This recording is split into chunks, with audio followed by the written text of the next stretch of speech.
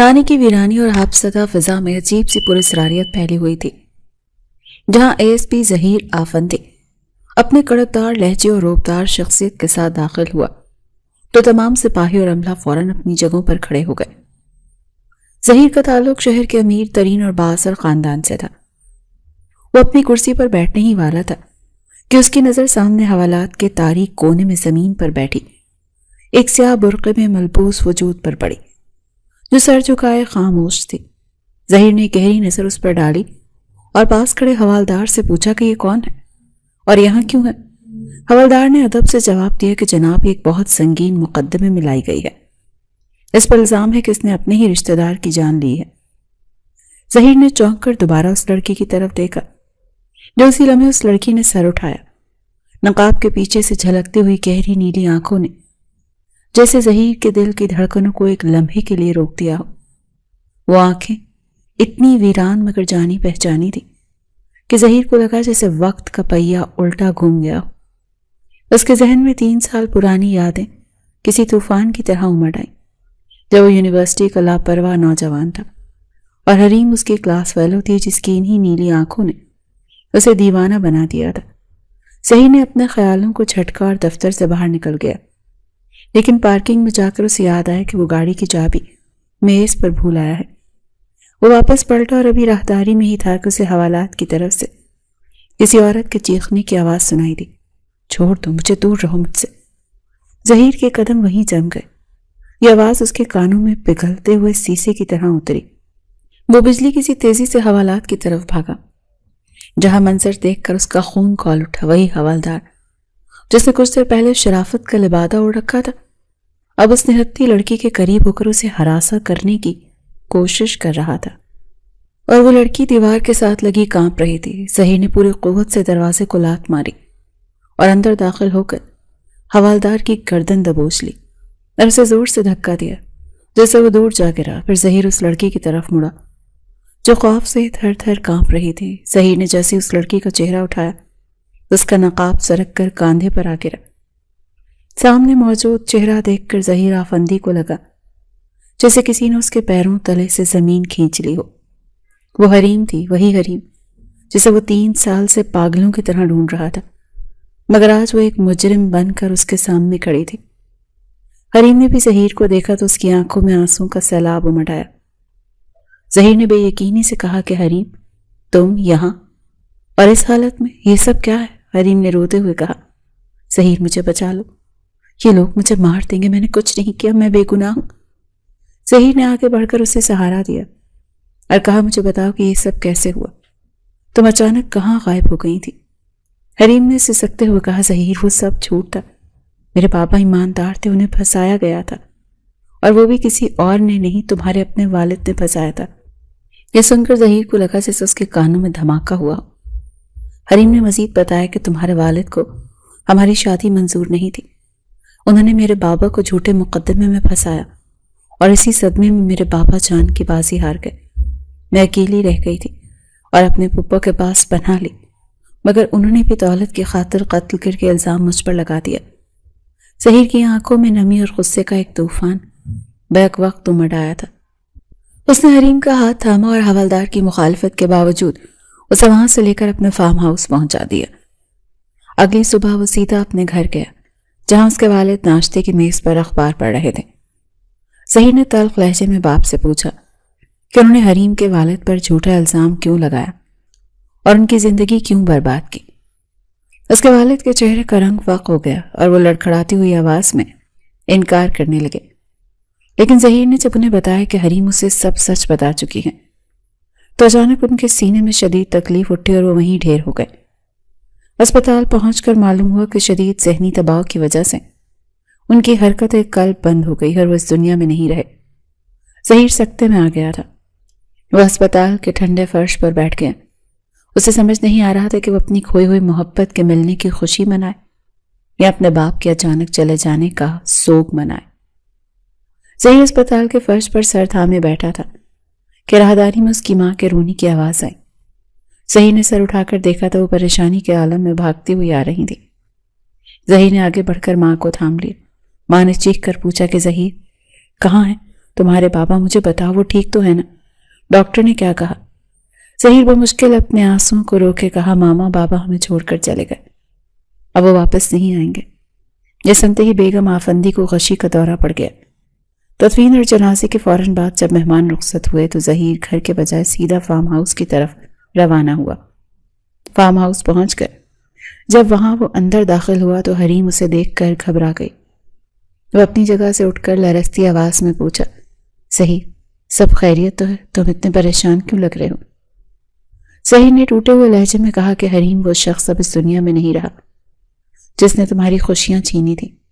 میرے بابا کا انتقال ہو گیا ہے۔ حریم یہ سن کر سکتے میں آ گئی، مگر پھر اس کی آنکھوں میں آنسو آ گئے۔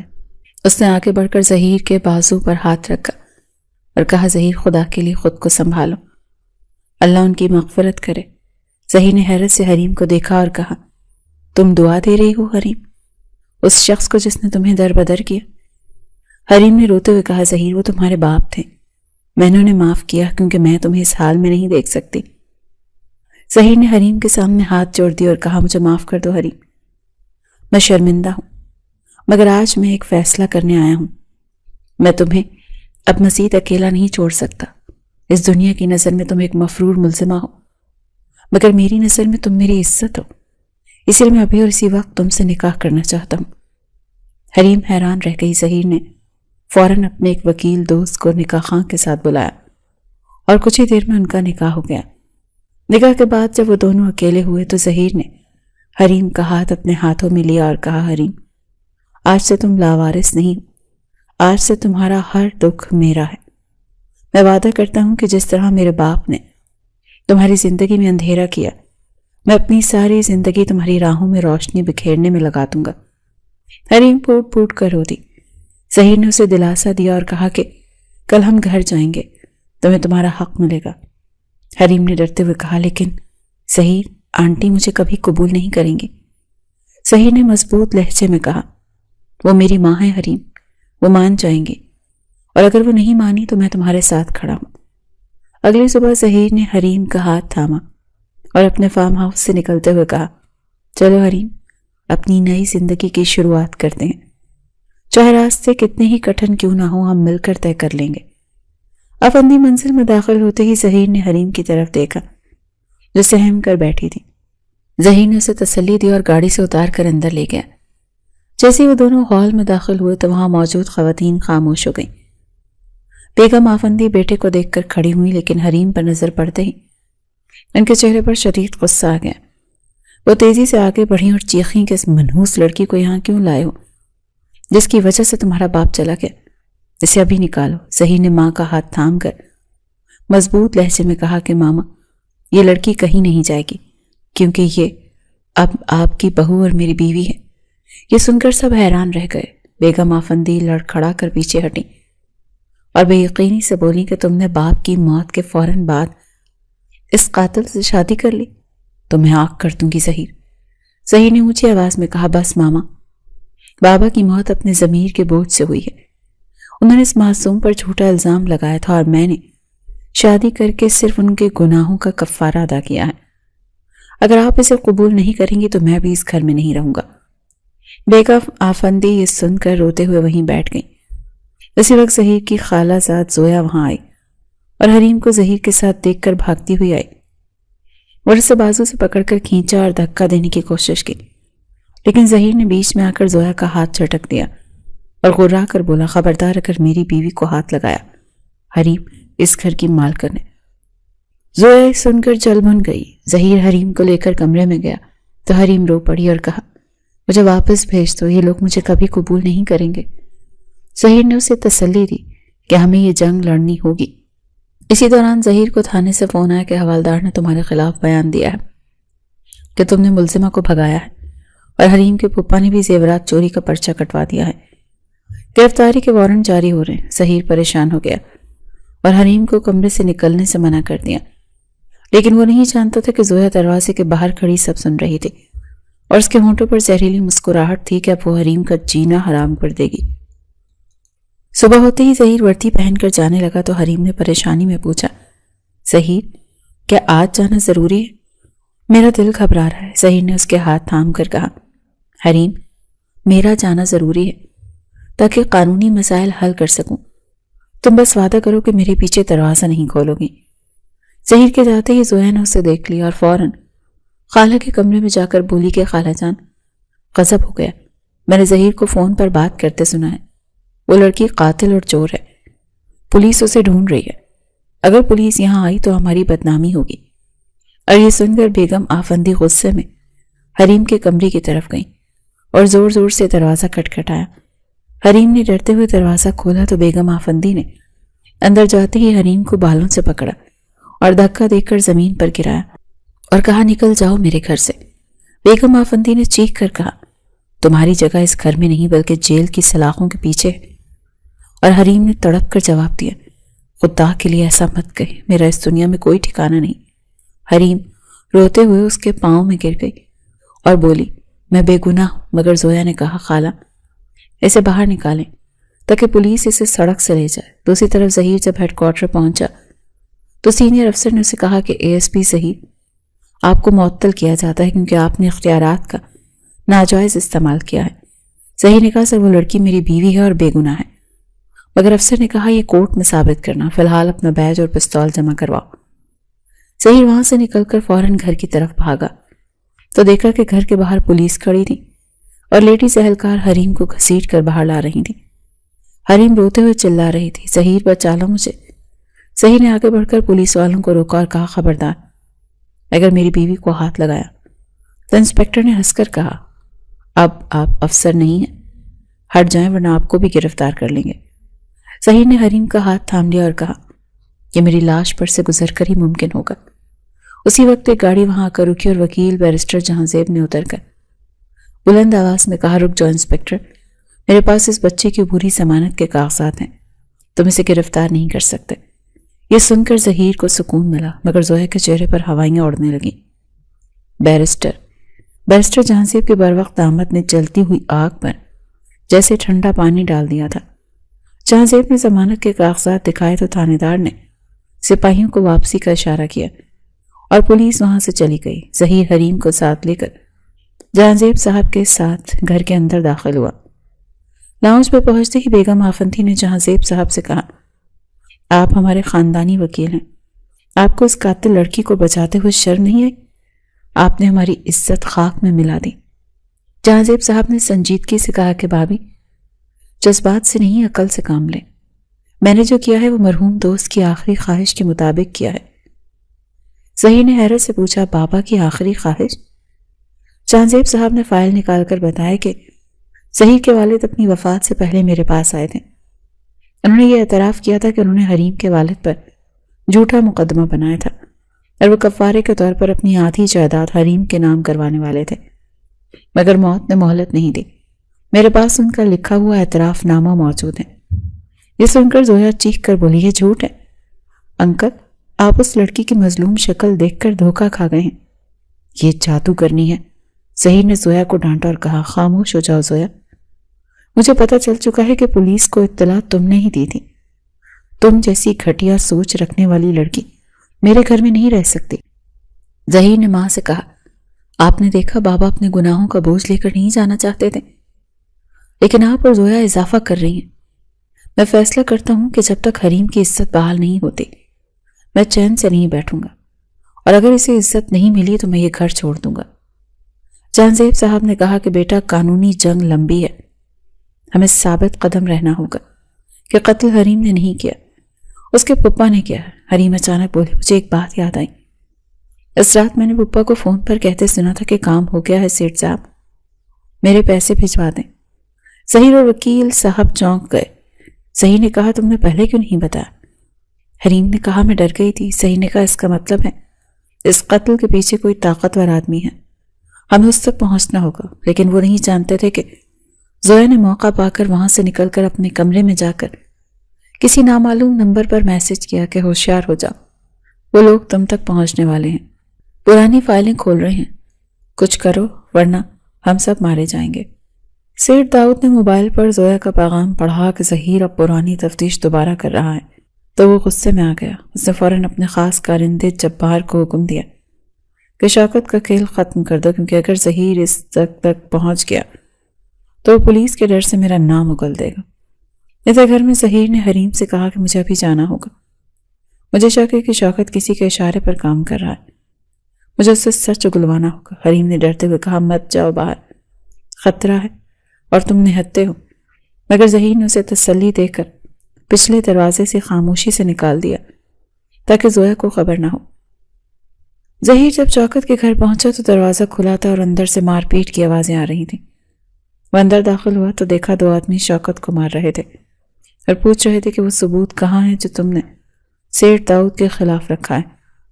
ظہیر نے وہاں پڑے ایک لوہے کے راڈ سے ان پر حملہ کیا اور انہیں مار بھگایا۔ وہ حملہ آور ظہیر کو پہچان کر بھاگ گئے۔ ظہیر نے زخمی شوکت کا گریبان پکڑ کر پوچھا بتاؤ سیٹھ داؤد کون ہے اور تم نے حریم پر جھوٹا الزام کیوں لگایا؟ شوکت نے روتے ہوئے سچ بتا دیا کہ یہ سب سیٹھ داؤد کا منصوبہ ہے۔ حریم کے باپ کے پاس سیٹھ کے غیر قانونی کاروبار کی فائلیں تھیں۔ ان فائلوں کے لیے اس نے مجھ سے حریم پر دباؤ ڈلوایا۔ قتل میں نے نہیں بلکہ سیٹھ کے آدمی نے کیا تھا اور الزام حریم پر لگوا دیا۔ ابھی ظہیر یہ سن ہی رہا تھا کہ حملہ آوروں نے جاتے ہوئے گھر کو آگ لگا دی۔ ظہیر نے فوراً شوکت کو کاندھے پر اٹھایا اور آگ کے شعلوں کے درمیان سے راستہ بناتے ہوئے اسے باہر لے آیا۔ ظہیر نے شوکت کو کاندھے پر اٹھایا اور جلتے ہوئے گھر سے باہر نکال لایا، پھر اسے گاڑی میں ڈال کر وہاں سے تیزی سے نکل گیا۔ راستے میں اس نے شوکت سے سختی سے پوچھا کہ وہ کاغذات کہاں ہیں۔ شوکت نے بتایا کہ وہ اہم ثبوت اس پرانے چمڑے کے تھیلے میں ہیں جو حریم اپنے ساتھ آفندی منزل لے گئی تھی۔ یہ سنتے ہی ظہیر کو سمجھ آ گیا کہ حریم مشکل میں ہے۔ اس نے گاڑی فوراً گھر کی طرف موڑ لی۔ دوسری طرف گھر میں زویا سیٹھ کا پیغام ملتے ہی حریم کے کمرے میں داخل ہوئی اور الماری کی تلاشی لینے لگی۔ حریم جاگ گئی اور پوچھا کہ تم یہاں کیا کر رہی ہو؟ زویا نے جیب سے ایک تیز چیز نکال کر دھمکی دی، مجھے وہ کالا تھیلا چاہیے ورنہ تمہارا نقصان کر دوں گی۔ حریم نے مزاحمت کی تو زویا نے اس پر دباؤ ڈالا اور اسے دیوار کے ساتھ لگا دیا۔ اسی دوران ظہیر پہنچا اور چیخوں کی آواز سن کر اوپر بھاگا۔ حریم نے مزاحمت کی تو زویا نے اس پر دباؤ ڈالا اور اسے دیوار کے ساتھ لگا دیا۔ اس دوران ظہیر گھر پہنچا اور چیخوں کی آواز سن کر اوپر بھاگا۔ اس نے دیکھا زویا حریم کے اوپر چڑھی ہوئی تھی اور وہ تیز چیز اس کے قریب تھی۔ ظہیر نے زویا کو بازو سے پکڑ کر پیچھے ہٹایا جسے وہ ڈریسنگ ٹیبل سے ٹکرا کر گر گئی۔ بیگم آفندی بھی وہاں آ گئی اور زویا کی حالت دیکھ کر چیخیں، مگر ظہیر نے بتایا کہ ہماری بہن نہیں بلکہ سیٹھ داؤد کی ساتھی ہے۔ نیچے گری ہوئی زویا نے کونے میں پڑے تھیلے کی طرف اشارہ کیا۔ ظہیر نے وہ تھیلا کھولا تو اس میں سے سیٹھ داؤد کے خلاف ثبوت موجود تھے۔ اسی لمحے ظہیر کو سیٹھ داؤد کی کال آئی جس نے کہا کہ اپنے گھر کے باہر دیکھو، تم چاروں طرف سے گھر چکے ہو۔ ظہیر نے کھڑکی سے دیکھا تو باہر سیٹھ کے خطرناک لوگ کھڑے تھے۔ اس نے الماری سے اپنی حفاظت کا سامان نکالا اور کہا کہ آج رات میں کسی کو کمرے میں داخل نہیں ہونے دوں گا۔ ظہیر نے پھرتی سے کمرے کی لائٹس آف کر دی اور اپنی ماں اور حریم کو زمین پر لیٹنے کا اشارہ کیا۔ اسی لمحے باہر سے شدید فائرنگ کی آوازوں نے رات کے سکوت کو چیر کر رکھ دیا۔ گولیوں کی تڑتڑاہٹ سے آفندی منزل کے شیشے ٹوٹ کر بکھرنے لگے اور پورا گھر لرز اٹھا۔ بیگم آفندی خوف سے چیخ مار کر حریم کے ساتھ لپٹ گئی۔ ان کا غرور اور دبدبہ اس وقت خاک میں مل چکا تھا۔ موت کو اتنے قریب سے دیکھ کر انہیں زندگی کی حقیقت سمجھ آ گئی تھی۔ ظہیر نے اندھیرے میں ہی کمرے کا بھاری صوفہ گھسیٹ کر دروازے کے آگے لگا دیا تاکہ کوئی آسانی سے اندر داخل نہ ہو سکے۔ وہ جانتا تھا کہ اس کے پاس موجود اسلحے میں صرف چند راؤنڈز باقی ہیں اور مقابلہ درجنوں مسلح غنڈوں سے ہے۔ ظہیر نے حریم کی طرف دیکھا جو اپنی سانس کو سنبھالے ہوئے تھی اور دھیمی آواز میں بولا، حریم یہ فائل اپنی جان سے زیادہ قیمتی ہے، اگر مجھے کچھ ہو جائے تو یہ فائلز لے کر پچھلی کھڑکی سے نکل جانا اور سیدھا بیرسٹر جہاں زیب تک پہنچانا۔ حریم نے روتے ہوئے نفی میں سر ہلایا اور ظہیر کا ہاتھ تھام کر بولی، نہیں ظہیر، ہم جئیں گے تو ساتھ اور مریں گے تو ساتھ، میں تمہیں چھوڑ کر کہیں نہیں جاؤں گی۔ اسی اثنا میں نیچے لاؤنج کا مرکزی دروازہ ایک زوردار دھماکے سے ٹوٹنے کی آواز آئی اور بھاری قدموں کی دھمک سیڑھیوں کی طرف بڑھنے لگی۔ سیٹھ داؤد کے کارندے گھر میں داخل ہو چکے تھے۔ بیگم آفندی نے کانپتے ہوئے ہاتھوں سے حریم کا ماتھا چوما اور روتے ہوئے بولی کہ مجھے معاف کر دو بیٹی، میں نے تمہیں پہچاننے میں بہت دیر کر دی۔ وہ زویا جسے میں اپنی بیٹی سمجھتی رہی وہ آستین کا سانپ نکلی، اور تم جسے میں نے دھتکارا آج تم ہی میرا سہارا بنی۔ اگر آج ہم بچ گئے تو میں تمہاری غلامی کروں گی۔ حریم نے ساس کے آنسو پونچھے، مگر جذباتی مناظر کا وقت کم تھا۔ ظہیر نے دروازے کی طرف سے باہر جھانکا۔ سیڑھیوں پر 2 آدمی اوپر آ رہے تھے۔ ظہیر نے نشانہ باندھا اور اپنی مہارت کا استعمال کرتے ہوئے فائر کیا، جس سے پہلا آدمی لڑکھڑا کر نیچے گرا۔ دوسرے نے گھبرا کر اندھا دھند فائرنگ شروع کر دی، جس سے کمرے کا دروازہ چھلی ہو گیا۔ لکڑی کے ٹکڑے ہوا میں اڑنے لگے۔ ظہیر نے حریم کو ماں کو بیڈ کے پیچھے چھپایا اور خود ایک شیر کی طرح دروازے کی آڑ سے باہر نکلا۔ اس نے دوسرے حملہ آور کو بھی زخمی کر دیا، مگر نیچے سے سیٹ داؤد کی مکروہ آواز گونجی، ظہیر آفندی اپنی بہادری دکھانا بند کرو اور وہ کالا تھیلا نیچے پھینک دو، ورنہ میں پورے گھر کو آگ لگا دوں گا۔ میرے پاس اتنا وقت نہیں ہے، ظہیر نے دیوار کی اوٹ سے گرج کر جواب دیا۔ سیٹ داؤد، تم میری لاش پر سے گزر کر ہی وہ ثبوت حاصل کر سکو گے، اور یاد رکھنا پولیس راستے میں، تمہارا کھیل ختم ہو چکا ہے۔ سیٹ داؤد نے کہکا لگایا اور بولا، پولیس میرا کچھ نہیں بگاڑ سکتی لڑکے، اسے تو میں خرید چکا ہوں۔ یہ کہہ کر اس نے اپنے آدمی کو پیٹرول چھڑکنے کا حکم دیا۔ ظہیر کا دل ڈوبنے لگا، اسے جلنے کی بو آنے لگی۔ اگر آگ لگ گئی تو وہ لوگ دھوئیں ہی سے مر جائیں گے۔ اس کے پاس اب صرف 2 گولیاں بچی تھیں اور دشمن بے شمار تھے۔ ظہیر نے ایک حتمی فیصلہ کیا۔ اس نے حریم کی طرف دیکھا اور بولا، مجھے انہیں الجھانا ہوگا تاکہ تم دونوں چھت کے راستے ساتھ والے گھر میں کود سکو۔ لیکن حریم اس کا دامن چھوڑنے کو تیار نہیں تھی۔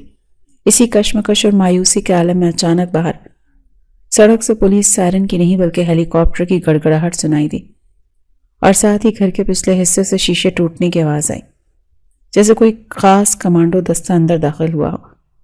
یہ بیرسٹر جہانزیب کا آخری پتہ تھا۔ انہوں نے پولیس پر اعتبار کرنے کے بجائے اپنی پرانی دوستی کا واسطہ دے کر آرمی کے ریٹائرڈ کرنل سے مدد مانگی تھی، اور اب بازی پلٹنے والی تھی۔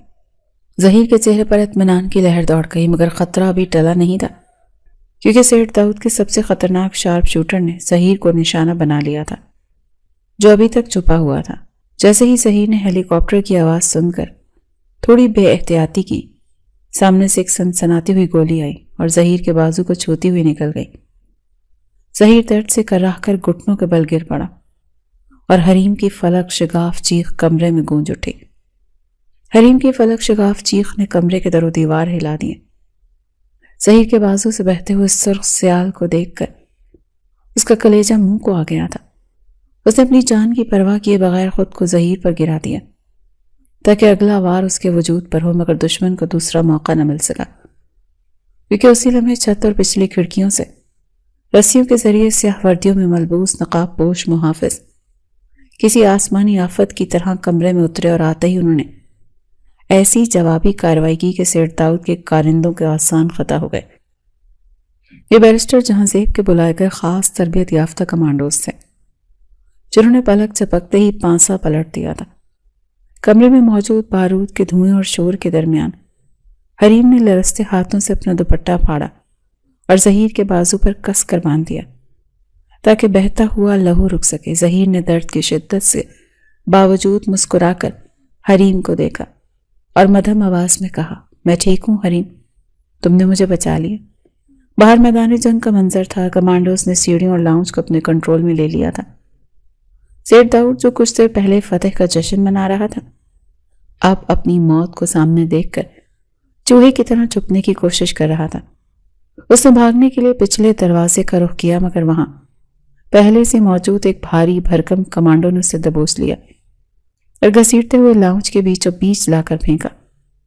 فائرنگ کا شور تھم چکا تھا اور اب صرف بھاری بھوٹوں کی دمک گونج رہی تھی۔ کمانڈر نے وائرلیس پر کلیئر کا سگنل دیا تو ظہیر نے حریم اور اپنی ماں کے سہارے اٹھنے کی کوشش کی۔ بیگم آفندی کا چہرہ آنسوؤں سے تر تھا۔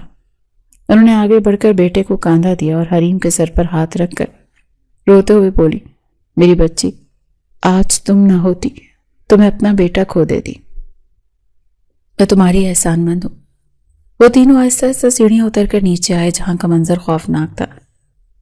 گھر کا سارا سامان بکھرا پڑا تھا اور دیواریں چھلنی تھی، مگر درمیان میں سیٹ داؤد ہتھ کڑیوں میں جکڑا سر جھکائے کھڑا تھا۔ ظہیر نے اسے دیکھ کر گہری سانس لی اور درد سے کرراتے ہوئے بولا، سیٹ داؤد، ظلم کی رات کتنی ہی لمبی کیوں نہ ہو، سویرا ضرور ہوتا ہے۔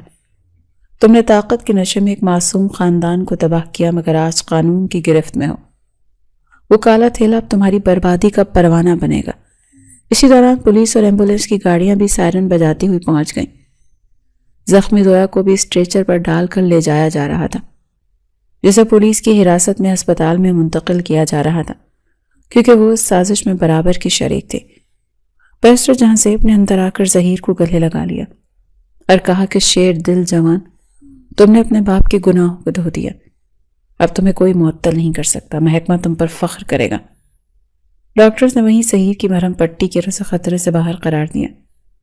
حریم ایک پل کے لیے بھی ظہیر سے دور نہیں ہوئی تھی۔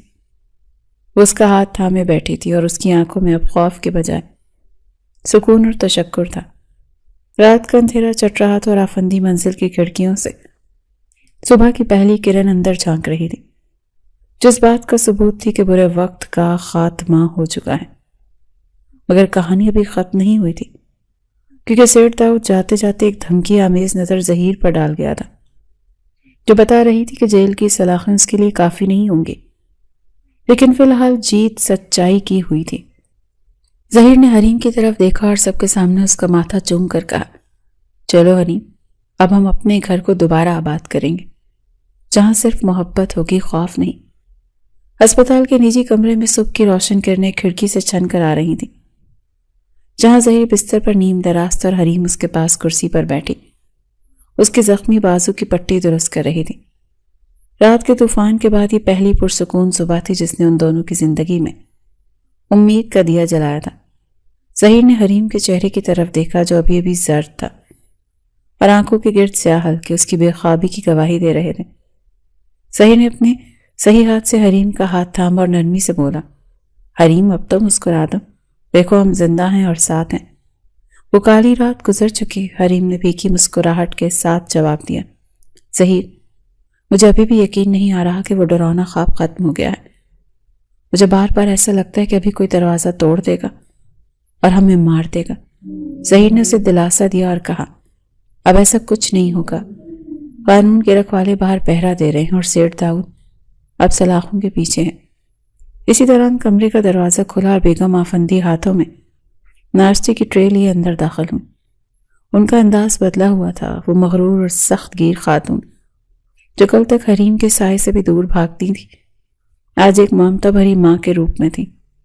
انہوں نے ٹرے میز پر رکھی اور حریم کے سر پر شفقت سے ہاتھ پھیرتے ہوئے بولی، بیٹی، تم نے ساری رات جاگ کر گزاری ہے، اب تم ناشتہ کرو اور آرام کرو، ظہیر کا خیال میں رکھوں گی۔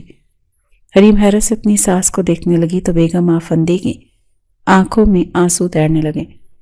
وہ حریم کے سامنے ہاتھ جوڑ کر بیٹھ گئیں اور رینی ہوئی آواز میں بولی، مجھے معاف کر دو میری بچی، میں اپنی انا اور جہالت میں اندھی ہو گئی تھی، میں نے ہیرے کو پتھر سمجھ کر ٹھکرایا، میں اپنے شوہر کے گناہوں میں برابر کی شریک ہوں، کیونکہ میں نے انہیں کبھی روکنے کی کوشش نہیں کی اور زویا جیسی لڑکی پر اندھا اعتماد کیا جس سے میرے گھر کی جڑیں کھوکھلی کر دیں۔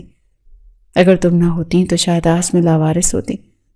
حریم کا دل پگھل گیا، اس نے آگے بڑھ کر ساس کے ہاتھ تھامے اور انہیں گلے لگا لیا اور بولی، ماں جی، آپ شرمندہ نہ ہو، آپ میری ماں جیسی ہیں، اور مائیں تو ناراض ہو سکتی ہیں، میں نے دل سے سب بھلا دیا۔ یہ منظر دیکھ کر ظہیر کی آنکھوں میں بھی نمی آ گئی، اسے لگا جیسے اس کا گھر مکمل ہو گیا۔ دوپہر تک بیرسٹر جہاں زیب بھی وہاں پہنچ گئے۔ ان کے ہاتھ میں وہی کالا تھیلا تھا جو اب اس کیس کی سب سے بڑی طاقت بن چکا تھا۔ انہوں نے کرسی سنبھالی اور سنجیدگی سے بتایا کہ ظہیر بیٹا، اس تھیلے میں موجود دستاویزات نے تہلکہ مچا دیا ہے۔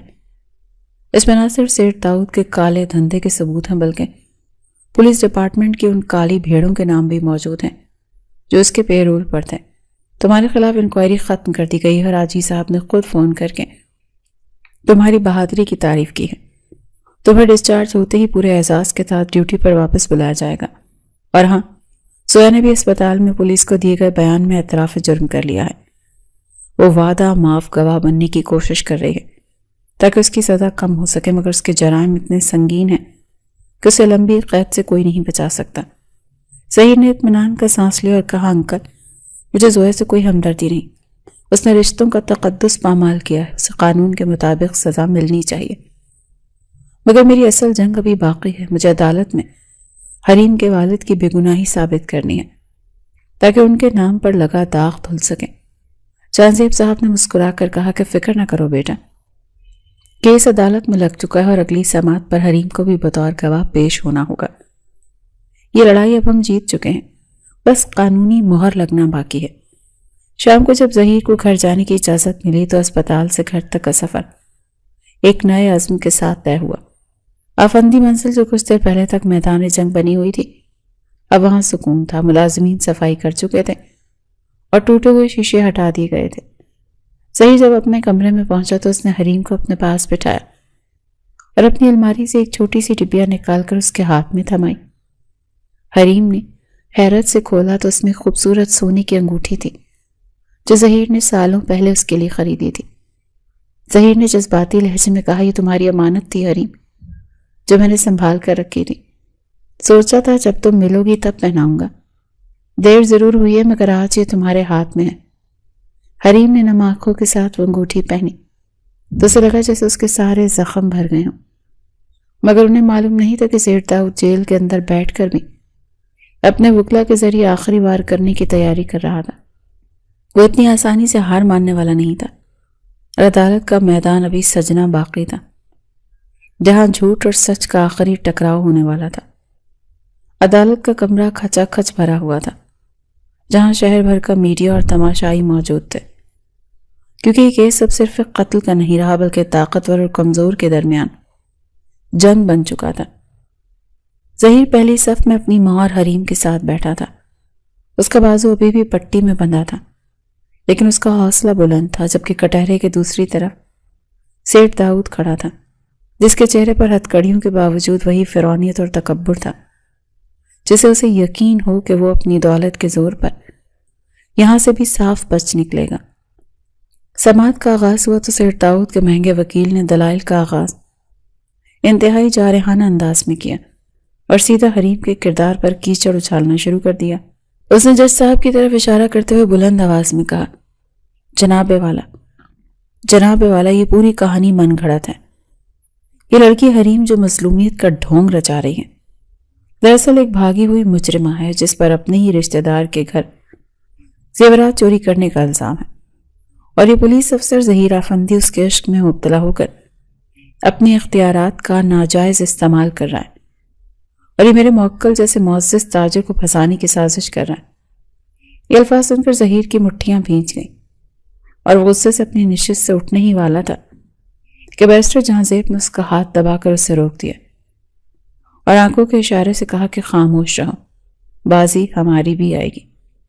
جہانزیب صاحب اپنی نشست سے اٹھے اور انتہائی باوقار انداز میں بولے، جناب والا، مخالف وکیل صاحب نے کہانی بہت اچھی سنائی لیکن افسوس کہ ان کے پاس سچائی نہیں ہے۔ میں عدالت میں ایک ایسے گواہ کو پیش کرنا چاہتا ہوں جو اس سارے کھیل کا مرکزی مہرہ تھا اور جسے مردہ سمجھ کر چھوڑ دیا گیا۔ اسی لمحے عدالتی عملہ پچھلے دروازے سے ایک اسٹریچر کو اندر لایا جس پر شوکت یعنی حریم کا پھوپھا لیٹا ہوا تھا۔ وہ بری طرح جھلس چکا تھا اور پٹیوں میں جکڑا ہوا تھا۔ شوکت کو زندہ دیکھ کر سیٹھ داؤد کے چہرے سے تکبر کا نقاب سرک گیا، اس کے ماتھے پر پسینے کے قطرے چمکنے لگے۔ جہانزیب صاحب نے شوکت کے قریب جا کر پوچھا کہ شوکت، عدالت کو بتاؤ کہ حریم کے والد کا قاتل کون ہے اور تم سے جھوٹا مقدمہ کس نے کروایا تھا۔ شوکت نے کانپتے ہوئے ہاتھ سے سیٹھ داؤد کی طرف اشارہ کیا اور کمزور آواز میں بولا کہ جج صاحب، وہ سامنے کھڑا شخص قاتل ہے۔ اسی نے حریم کے باپ کو مروایا تھا کیونکہ ان کے پاس اس کے کالے دھندوں کے ثبوت موجود تھے، اور اسی نے میرے گھر والوں کو یرغمال بنا کر مجھ سے حریم پر چوری کا الزام لگوایا تاکہ وہ دباؤ میں آ کر وہ فائلیں ہمیں دے دیں، اور جب میرا کام ختم ہو گیا تو اس نے مجھے بھی جلانے کی کوشش کی۔ اگر یہ ظہیر صاحب نہ ہوتے تو میں مر چکا ہوتا۔ یہ بیان عدالت میں بم کی طرح پھٹا۔ سیٹھ داؤد غصے سے دھاڑا، یہ جھوٹ بک رہا ہے، اسے میں نے خریدنے کی کوشش نہیں کی، یہ تو الزام لگا رہا ہے۔ لیکن جج صاحب نے ہتھوڑا بجا کر اسے خاموش کرایا اور بیرسٹر جہانزیب نے وہ کالا تھیلا میز پر رکھتے ہوئے کہا، جناب، یہ وہ ثبوت ہیں جن کی خاطر 2 خاندان اجاڑے گئے۔ ان کاغذات میں سیٹھ داؤد کی منی لانڈرنگ اور قتل کے احکامات کے دستخط موجود ہیں۔ اور سب سے بڑی گواہی زویا کی ہے، جس کا اعترافی بیان بھی فائل میں نتھی ہے۔ عدالت میں سناٹا چھا گیا۔ سیٹھ داؤد کو اپنی سلطنت گرتے ہوئے محسوس ہو رہی تھی۔ اس نے مایوسی کے عالم میں اپنے وکیل کو دیکھا، لیکن وکیل بھی اب فائلیں سمیٹ رہا تھا۔ جج صاحب نے تمام ثبوتوں کا جائزہ لینے کے بعد ریمارکس دیے کہ بادی نظر میں ملزم کے خلاف ٹھوس ثبوت موجود ہیں، اسی لیے سیٹھ داؤد کی ضمانت منسوخ کی جاتی ہے اور اسے جوڈیشل ریمانڈ پر جیل بھیجا جاتا ہے تاکہ مزید تفتیش ہو سکے، اور حریم بی بی کو تمام الزامات سے باعزت بری کیا جاتا ہے۔ یہ فیصلہ سنتے ہی حریم کی آنکھوں سے آنسو جاری ہو گئے تھے۔ اس نے شکرانے کے طور پر آسمان کی طرف دیکھا۔ آج اس کے بابا کی روح کو سکون مل گیا تھا۔ ظہیر نے حریم کے سر پر ہاتھ رکھا اور مسکرا کر کہا، مبارک ہو حریم، سچ جیت گیا۔ مگر جیسے ہی پولیس سیٹھ داؤد کو لے کر جانے لگی تو ظہیر کے قریب سے گزرا اور سرگوشی میں بولا، کھیل ابھی ختم نہیں ہوا انسپیکٹر، میرے آدمی باہر بھی ہیں، اپنی خوشی منا لا کیونکہ یہ زیادہ دیر نہیں رہے گی۔ ظہیر نے اس کی آنکھوں میں آنکھیں ڈال کر جواب دیا، تم جیسے ناسور اب صرف جیل کی کال کوٹری میں سڑیں گے، تمہارا وقت ختم ہو چکا ہے۔ لیکن ظہیر کے دل میں ایک انجانا سا کھٹکا ضرور پیدا ہوا تھا کہ کہیں سیٹھ داؤد جیل سے بیٹھ کر کوئی نئی مصیبت نہ کھڑی کر دیں۔ عدالت سے سرخرو ہو کر جب وہ لوگ واپس آفندی منزل پہنچے تو فضا میں ایک نئی تازگی تھی۔ بیگم آفندی نے خود آگے بڑھ کر بہو کا استقبال کیا اور صدقہ دیا تاکہ بری نظروں سے بچا سکے۔ گھر کے در و دیوار جو کل تک وحشت کا منظر پیش کر رہے تھے، اب وہاں سکون تھا۔ ملازمین نے پورے گھر کو روشنیوں سے سجا دیا تھا، مگر ظہیر کے ذہن میں سیٹھ داؤد کی وہ آخری دھمکی کسی خطرے کی گھنٹی کی طرح بج رہی تھی۔ وہ جانتا تھا کہ زخمی سانپ زیادہ خطرناک ہوتا ہے اور سیٹھ داؤد جیسا انسان اتنی آسانی سے اپنی شکست تسلیم نہیں کرے گا۔ شام ہوتے ہی حریم نے ظہیر سے درخواست کی کہ وہ اپنے والد کی قبر پر جانا چاہتی ہے تاکہ انہیں بتا سکے کہ ان کی بیٹی نے ان کا نام صاف کر دیا اور اب دنیا انہیں ایک ایماندار شخص کے طور پر یاد رکھے گی۔ ظہیر اسے منع نہ کر سکا اور سورج ڈھلنے سے پہلے وہ دونوں شہر کے قدیم قبرستان میں تھے، جہاں ہر طرف خاموشی اور اداسی کا راج تھا۔ خشک پتوں کے ٹوٹنے کی آوازیں ماحول کو مزید سوگوار بنا رہی تھی۔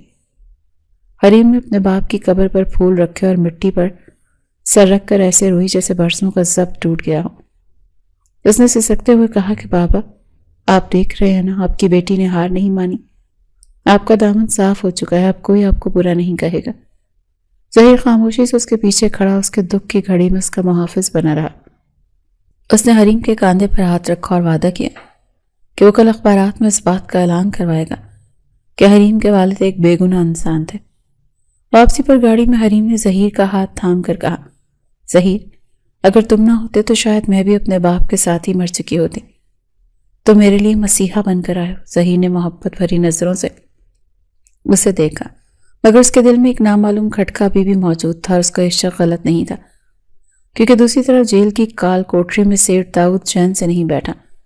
اس نے اپنے وکیل کے ذریعے باہر اپنے باقی ماندہ لوگوں کو پیغام بھجوا دیا کہ کسی بھی قیمت پر گواہ شوکت کا منہ ہمیشہ کے لیے بند کرنا ہوگا، جو اسپتال میں زیر علاج تھا، کیونکہ اگر وہ صحت یاب ہو کر دوبارہ عدالت پہنچ گیا تو سیٹھ داؤد کو پھانسی لگنا تو طے تھا۔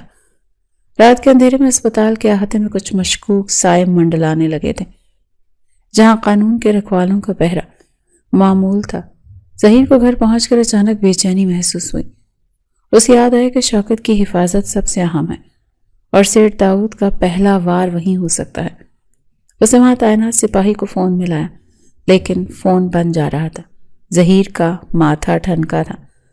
اسے دیکھ کر اس نے حریم کو سمجھایا کہ اسے ضروری کام سے جانا ہے اور اپنی گاڑی نکال کر تیزی سے اسپتال کی طرف روانہ ہوا۔ راستے میں اسے محسوس ہوا کہ کوئی کالی گاڑی اس کا پیچھا کر رہی ہے۔ دشمن اب کھلم کھلا سامنے آنا چاہتا تھا۔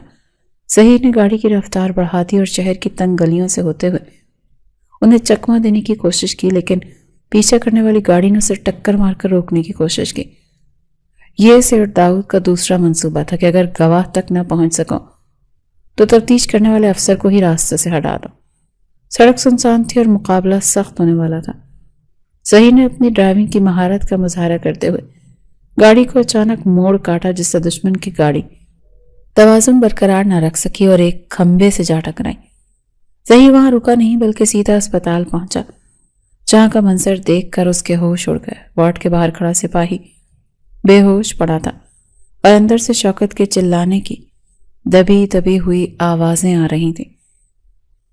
ظہیر نے اپنی زخمی بازو کی پرواہ کیے بغیر دروازہ توڑ کر اندر چھلانگ لگائی تو دیکھا کہ ڈاکٹر کے بھیس میں ایک نقاب پوش شوکت کے منہ پر تکیہ رکھ کر اس کا دم گھوٹنے کی کوشش کر رہا ہے۔ شوکت زندگی اور موت کی جنگ لڑ رہا تھا۔ ظہیر نے دھاڑتے اس شخص کو پیچھے سے دبوچ لیا اور پوری طاقت سے زمین پر پٹخا۔ وہ قاتل پیشہ ور تھا اور اس کے پاس ایک تیز دھار آلہ بھی تھا جس سے اس نے ظہیر پر وار کرنے کی کوشش کی، لیکن ظہیر نے اس کا ہاتھ مروڑ کر ہتھیار دور پھینکا اور اسے دیوار کے ساتھ دے مارا۔ اتنے میں شور سن کر دیگر عملہ اور سیکیورٹی بھی وہاں پہنچ گئی۔ قاتل پکڑا گیا تھا، لیکن یہ واقعہ ثابت کر رہا تھا کہ سیٹھ داؤد جیل کے اندر سے بھی اپنا نیٹ ورک چلا رہا ہے اور اب اسے وہاں رکھنا خطرے سے خالی نہیں تھا۔ ظہیر نے وہیں کھڑے ہو کر آئی جی کو فون کیا اور صورتحال کی سنگینی سے آگاہ کرتے ہوئے فیصلہ کیا کہ اب سیٹھ داؤد کو عام جیل میں نہیں بلکہ شہر سے دور کسی محفوظ قلعہ نما جیل میں منتقل کرنا ہوگا، اور یہ کام آج رات ہی کرنا پڑے گا تاکہ دشمن کو سنبھلنے کا موقع نہ مل سکے۔ رات مزید گہری اور خطرناک ہوتی جا رہی تھی، کیونکہ سیٹھ داؤد کو جب یہ خبر ملی کہ اس کا حملہ ناکام ہو گیا ہے تو اس نے جیل میں بغاوت کروانے کا منصوبہ بنا لیا۔ رات کا دوسرا پہر شروع ہو چکا تھا اور اسپتال میں شوکت کی جان بچانے کے بعد ظہیر کو ایک لمحے کا بھی سکون میسر نہیں تھا، کیونکہ اسے خفیہ ذرائع سے خبر مل چکی تھی کہ سینٹرل جیل میں قید سیٹھ داؤد اپنی دولت کا منہ کھول چکا ہے اور وہاں موجود خطرناک قیدیوں کو بغاوت پر اکسا رہا ہے تاکہ افراتفری کا فائدہ اٹھا کر فرار ہو سکے۔ ظہیر نے فوراً آئی جی سے رابطہ کیا اور ہنگامی بنیادوں پر سیٹھ داؤد کو شہر سے دور واقع قلعہ نما ہائی سیکیورٹی جیل میں منتقل کرنے کے احکامات حاصل کر لیے۔ یہ مشن انتہائی خطرناک تھا کیونکہ سیٹھ کے کارندے راستے میں بھی حملہ کر سکتے تھے۔ ظہیر نے اپنی ٹیم تیار کی اور بختربند گاڑیوں کے قافلے کے ساتھ سینٹرل جیل کی طرف روانہ ہوا۔ ابھی وہ جیل کے مرکزی دروازے سے کچھ فاصلے پر تھے کہ اندر سے خطرے کے سائرن بجنے لگے اور دھوئیں کے بادل فضا میں بلند ہوتے دکھائی دیے۔ ظہیر کا ماتھا ٹھنکا، وہ سمجھ گیا کہ وہ دیر کر چکے ہیں، بغاوت شروع ہو چکی ہے۔ جیل کے اندر کا منظر قیامت صغریٰ کا نمونہ پیش کر رہا تھا۔ قیدیوں نے بیرکوں کو آگ لگا دی اور عملے کو یرغمال بنا لیا۔ ہر طرف چیخ و پکار اور توڑ پھوڑ کی آوازیں آ رہی تھیں۔ سیٹھ داؤد اپنے سیل کا تالا توڑوا کر باہر آ چکا تھا اور قیدیوں کے ہجوم کے درمیان کھڑا قہقہے لگا رہا تھا۔ اسے یقین تھا کہ اب اسے کوئی نہیں روک سکتا۔ ظہیر نے وقت ضائع کیے بغیر اپنی ٹیم کو ایکشن کا حکم دیا اور خود سب کے آگے رہتے ہوئے آنسو گیس کے شیل فائر کروائے تاکہ ہجوم کو منتشر کیا جا سکے۔ دھواں اور بھگدڑ کے درمیان ظہیر عقاب کسی تیزی سے اس طرف بڑھا جہاں سیٹھ داؤد جیل کی پچھلی دیوار پھلانگنے کی تیاری کر رہا تھا، جہاں باہر اس کی گاڑی اس کا انتظار کر رہی تھی۔ ظہیر نے دھاڑتے ہوئے اسے للکارا، رک جاؤ داؤد، ورنہ اگلا قدم تمہاری موت کی طرف اٹھے گا۔ سیٹھ داؤد نے مڑ کر دیکھا تو سامنے ظہیر کو پا کر اس کے چہرے کی ہوائیاں ہی اڑ گئی تھیں۔ اس نے وہیں پڑے ایک زخمی سپاہی سے سرکاری ہتھیار چھیننے کی کوشش کی، لیکن ظہیر نے بجلی کی سی تیزی سے اس کا ہاتھ پر وار کیا اور اسے زمین پر گرا لیا۔ ظہیر نے اس کا گریبان پکڑ کر اسے کھڑا کیا اور نفرت سے بولا، تم نے قانون کو مذاق سمجھ رکھا تھا، لیکن آج تمہارا یہ غرور خاک میں مل جائے گا۔ ظہیر اور اس کے دستے نے سیٹھ داؤد کو گھسیٹتے ہوئے بختربند گاڑی میں ڈالا اور جیل کے پچھلے دروازے سے نکل گئے، جہاں داؤد کے آدمی ابھی تک اپنے لیڈر کا انتظار کر رہے تھے مگر خالی ہاتھ رہ گئے۔ ظہیر کا قافلہ طوفانی رفتار سے شہر کی حدود سے نکل کر ویران صحرائی راستے پر گامزن ہو گیا، جہاں وہ قدیم اور محفوظ جیل واقع تھی۔ صبح کے دھندکے میں جب گاڑیوں کا قافلہ اس قلعہ نما جیل کے آہنی دروازے کے سامنے رکا تو سیٹھ داؤد کی آنکھوں میں پہلی بار مکمل شکست کے سائے تھے۔ اسے ایک ایسی کال کوٹری میں بند کیا گیا جہاں سورج کی کرنیں بھی بمشکل پہنچتی تھیں اور جہاں سے فرار کا تصور بھی ناممکن تھا۔ ظہیر نے جیلر کو سخت ہدایات دیں اور جب وہ باہر نکلا تو سورج پوری آب و تاب کے ساتھ طلوع ہو رہا تھا۔ اس نے گہری سانس لی اور آسمان کی طرف دیکھا۔ اس کا مشن مکمل ہو چکا تھا، برائی اپنے انجام کو پہنچ چکی تھی۔ ظہیر نے گھر فون کیا جہاں حریم ساری رات جاگ کر اس کا انتظار کر رہی تھی۔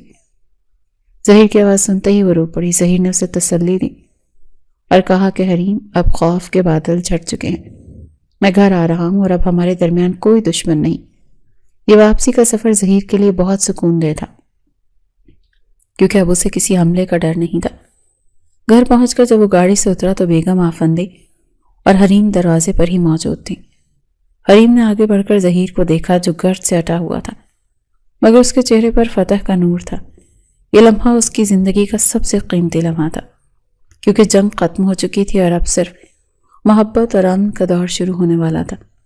لیکن ظہیر نہیں جانتا تھا کہ تقدیر نے ابھی اسے ایک اور خوشخبری دینی ہے جو اس کے اور حریم کے رشتے کو مضبوط کر دے گی۔ عدالت سے فیصلہ آنے کے بعد ظہیر سیدھا گھر آیا اور ہاتھ میں پکڑا ہوا اخبار حریم کے سامنے رکھتے ہوئے بولا، دیکھو حریم، آج تمہارے صبر کی جیت ہوئی ہے۔ سیٹ داؤد کو سزائے موت اور زویا کو عمر قید کا حکم سنا دیا گیا ہے۔ حریم نے اخبار میں چھپی اپنے والد کی تصویر دیکھی، جس کے نیچے لکھا تھا وہ ایک ایماندار افسر تھے۔ تو اس کی آنکھوں سے آنسو جاری ہو گئے۔ اس نے ظہیر کی طرف دیکھا اور کہا، ظہیر، آج میرے بابا کی روح کو سکون مل گیا ہوگا، تم نے اپنا وعدہ پورا کر دکھایا۔ بیگم آفندی بھی وہیں موجود تھی۔ انہوں نے آگے بڑھ کر حریم کے سر پر ہاتھ رکھا اور کہا، بیٹی، اب ماضی کو بھول جاؤ اور ایک نئی زندگی کی شروعات کرو۔ ظہیر بھی اپنی ڈیوٹی پر واپس جا چکا تھا، جہاں سے ترقی مل گئی۔ کچھ عرصے بعد ایک دن جب وہ ناشتے کی میز پر بیٹھے تھے تو اچانک حریم کو چکر آیا۔ وہ گرتے گرتے بچی۔ ظہیر گھبرا کر اپنی کرسی سے اٹھا اور اس نے حریم کو سہارا دیا۔ بیگم آفندی نے جلدی سے ڈاکٹر کو فون کیا۔ لیڈی ڈاکٹر نے معائنے کے بعد مسکراتے ہوئے بیگم آفندی اور ظہیر کی طرف دیکھا اور کہا، مبارک ہو، آپ کے گھر ننھا مہمان آنے والا ہے۔ حریم امید سے یہ سنتے ہی بیگم آفندی نے خوشی سے اپنے ہاتھ اٹھا لیے اور ملازموں کو آواز دے کر کہا، پورے محلے میں مٹھائی بانٹ دو، آج میں بہت خوش ہوں۔ ظہیر کی خوشی دیدنی تھی۔ اس نے ڈاکٹر کے جانے کے بعد حریم کے پاس بیٹھ کر اس کا ہاتھ تھاما اور جذباتی لہجے میں کہا، حریم، تم نے مجھے دنیا کی سب سے بڑی خوشخبری دی ہے۔ اللہ نے تمہاری آزمائش ختم کر دی ہے۔ حریم نے مسکرا کر ظہیر کو دیکھا اور کہا، یہ سب آپ کی محبت اور ساتھ کا نتیجہ ہے۔ شام کے وقت ظہیر اور حریم لان میں چہل قدمی کر رہے تھے۔ جب ظہیر نے حریم سے کہا، یاد ہے تم کہتی تھی تمہارا نصیب ویران راستے ہیں، مگر دیکھو آج وہ راستے ہمیں منزل تک لے آئے۔ حریم نے اس بات میں سر ہلا اور کہا، ظہیر، اب مجھے کسی راستے سے ڈر نہیں لگتا، کیونکہ میرا ہمسفر میرے ساتھ ہے۔ انہوں نے وہیں کھڑے ہو کر عہد کیا کہ وہ اپنے بچے کی پرورش بہترین انداز میں کریں گے اور اسے ایک نڈر انسان بنائیں گے۔ وقت گزرتا گیا اور پھر وہ رات آ گئی جب حریم کی طبیعت اچانک بگڑ گئی۔ ظہیر نے فوراً گاڑی نکالی اور اسے لے کر اسپتال پہنچا، جہاں لیڈی ڈاکٹر نے اسے ایمرجنسی میں داخل کروایا۔ باہر کوریڈور میں ظہیر بے چینی سے ٹہل رہا تھا، جبکہ بیگم آفندی تسبیح پڑھ رہی تھی۔ کچھ دیر بعد آپریشن تھیٹر کا دروازہ کھلا اور نرس باہر آئی۔ اس نے مسکراتے ہوئے کہا، مبارک ہو ظہیر صاحب، اللہ نے آپ کو چاند سے بیٹے سے نوازا ہے۔ یہ سنتے ہی ظہیر نے سجدہ شکر ادا کیا اور اپنی ماں کے گلے لگ گیا۔ بیگم آفندی نے نرس سے کہا، مجھے میرا پوتا دکھاؤ۔ نرس نے بچے کو ظہیر کی گود میں دیا تو ظہیر نے کانپتے ہاتھوں سے اسے تھاما اور اس کے کان میں اذان دی، اور کچھ دیر بعد جب حریم کو ہوش آیا تو ظہیر بچے کو لے کر اس کے پاس گیا اور بولا، حریم، دیکھو یہ ہمارا بیٹا ہے، بالکل تمہارے جیسا۔ حریم نے کمزور آواز میں کہا، نہیں ظہیر، یہ آپ کے جیسا۔ بہادر اور نڈر ظہیر نے حریم کے ماتھے پر ہاتھ رکھا اور کہا، اس کا نام ہم زاویار رکھیں گے۔ حریم نے مسکرا کر حامی بھری اور کہا، یہ نام بہت خوبصورت ہے۔ اسی وقت بیگم آفندی بھی کمرے میں آئی اور بچے کو گود میں لے کر بولی، آج میرا گھر مکمل ہو گیا، اب مجھے دنیا کی کوئی پرواہ نہیں۔ ظہیر نے حریم کا ہاتھ تھام کر کہا، تمہاری تکلیف ختم ہو گئی، اب صرف خوشیاں ہیں، ہم اسے بہت لاڈ سے پالیں گے۔ حریم نے اطمینان سے آنکھیں موند لی، کیونکہ اس کے دونوں محافظ اس کے پاس موجود تھے۔ 1 سال تیزی سے گزر گیا اور زاویار کی پہلی سالگرہ کا دن گھر میں آ گیا۔ گھر میں مہمان جمع تھے۔ ظہیر دفتر سے جلدی گھر آیا اور آتے ہی اس نے زاویار کو گود میں اٹھا لیا جو اب گھٹنوں کے بل چلتا تھا۔ حریم نے ظہیر کے ہاتھ سے بیگ لیا اور کہا، آپ تازہ دم ہو جائیں، مہمان انتظار کر رہے ہیں۔ ظہیر نے کہا، میں ابھی آتا ہوں۔ تھوڑی دیر بعد جب وہ تیار ہو کر باہر آیا تو سب نے کیک کاٹنے کی تقریب شروع کی۔ بیگم آفندی نے زاویار کا ہاتھ پکڑ کر کیک کاٹا اور سب نے تالیاں بجائیں۔ تقریب کے بعد جب مہمان چلے گئے تو ظہیر اور حریم لاؤنج میں اکیلے بیٹھے تھے۔ ظہیر نے حریم کی طرف دیکھا اور سنجیدگی سے کہا، حریم، آج مجھے وہ پرانا وقت یاد آ رہا ہے جب مجھے لگتا تھا کہ میں سب کچھ ہار گیا، لیکن تم نے مجھے جینا سکھایا۔ حریم نے چائے کا کپ ظہیر کو دیتے ہوئے کہا، ظہیر وہ برا وقت گزر چکا ہے، اب ہمارے پاس زاویار ہے اور آپ کی محبت ہے۔ ظہیر نے مسکرا کر کہا، میں نے سوچا تھا کہ ہم زاویار کو بھی پولیس افسر بنائیں گے تاکہ وہ بھی دوسروں کی مدد کرے۔ حریم ہنس پڑی اور بولی، یہ تو بڑا ہو کر خود فیصلہ کرے گا۔ اسی دوران زاویار ہوتے ہوئے جاگا تو ظہیر فوراً اٹھا اور اسے سینے سے لگا لیا۔ چپ ہو جاؤ شیر بیٹے، بابا پاس ہیں۔ حریم نے یہ منظر دیکھ کر خدا کا شکر ادا کیا اور دل ہی دل میں کہا کہ اب میری کہانی مکمل ہو چکی ہے۔ ظہیر نے حریم کو اپنے پاس بلایا اور کہا، وعدہ کرو ہم ہمیشہ ایسے ہی رہیں گے۔ حریم نے اپنا ہاتھ ظہیر کے ہاتھ میں دیا اور کہا، میں آخری سانس تک آپ کے ساتھ ہوں ظہیر۔ ظہیر نے مسکرا کر کہا، بس یہی میری زندگی کی کل کمائی ہے۔